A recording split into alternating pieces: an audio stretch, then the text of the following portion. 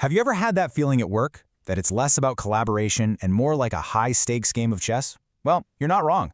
But what if I told you that office politics isn't just some random, annoying thing?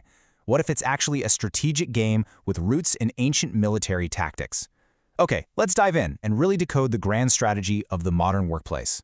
And let's get one thing straight right from the jump. At the very top of this game, there's one key player. The source material is pretty blunt about this. No matter who's winning the little battles day to day, the boss is often playing an entirely different game, one where they're the ultimate winner. So what is this grand strategy we're talking about? Well, believe it or not, it comes from a 4th century Chinese military stratagem. And if you can understand this one ancient idea, you'll start to see the hidden moves being made all around you, from the corner office right down to the cubicle next door. The strategy is called Besieging Wei to Rescue Zhao. Now, what does that mean? It's all about indirection. Instead of charging straight at your opponent, you create a new problem for them somewhere else, forcing them to drop their original attack and deal with the new threat. In the office, this translates into creating calculated competition to achieve a much bigger goal. To really wrap our heads around this, we've got to look at it from the top down. How does a leader, the mastermind of this whole chessboard, actually use this to their advantage? Let's walk through a case study to see exactly how a boss might put this ancient strategy into action. So here's the scene. Imagine you've got a veteran executive, a real old guard type running the company's main business. Let's say it's a newspaper. And then you have this brilliant rising star who's seen as a threat. Instead of firing someone or picking a side, the boss makes a move. They assign the rising star to launch a totally new project, like a magazine. See what happened there? It's not a direct power struggle anymore. It's now a battle of performance. The veteran goes all out to prove the newspaper is still king, while the star is busting their tail to make the new magazine a hit. They're competing, they're innovating, they're pushing each other to be better. And what's the end result? The company absolutely dominates both markets. The boss played them against each other, making sure the company was the only guaranteed winner. Pretty clever, right? Okay, so that's the view from the throne. But let's be real. Most of us aren't the king or the queen here. We're the knights, the rooks, maybe even the pawns on the board. So what does this game look like from our perspective? So you can see the game being played from above. You get the mastermind's gambit.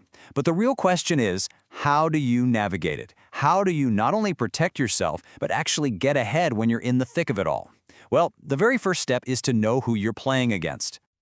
According to our sources, you're likely to run into 4 main types of political operators in any workplace. You've got the Clueless, the Star, the Barbarian, and the Schemer. Trust me, just being able to identify who you're dealing with is half the battle right there.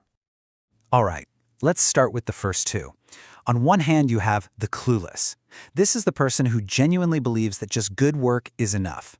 They're always the ones complaining about having to play politics. Your strategy with them? Gently guide them. Help them see that influencing people isn't a dirty word. It's a necessary skill. Then you have the star. These are the people you want to be around. They're influential, they solve problems, they're great team players. The strategy here is pretty simple. Watch them, learn from them, and if you can, build an alliance.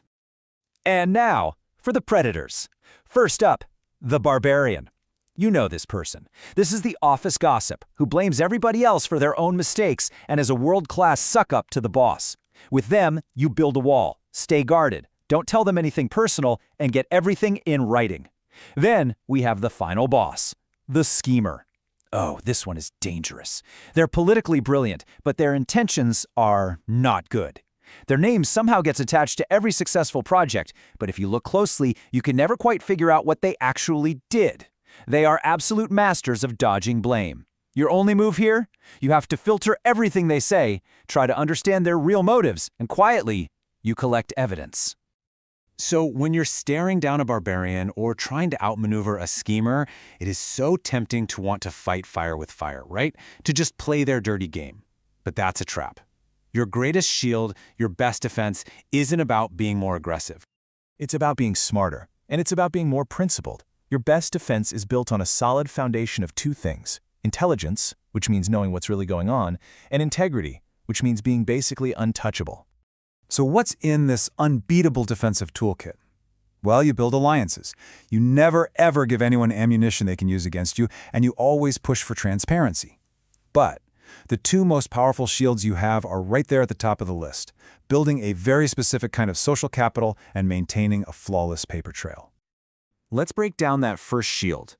This isn't just about being popular or well-liked.